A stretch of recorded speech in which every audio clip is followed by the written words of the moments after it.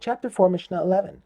The Mishnah now teaches the laws that apply with a single letter rather than the whole word is written in the container. If someone found a container with the letter kuf written on it, we assume that kuf stands for korban, and the law is the same as discussed in the previous Mishnah.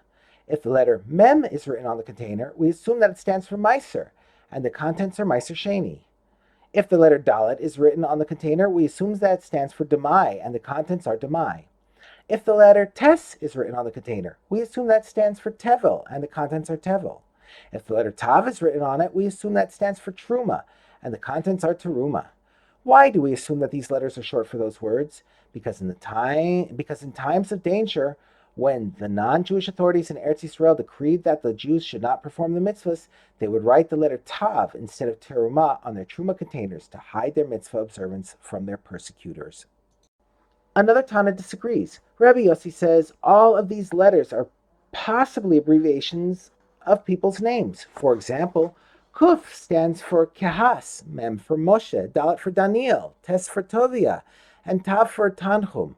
Therefore, we may assume that the letters were meant to mark the name of the container's owner, and the contents have no sanctity at all.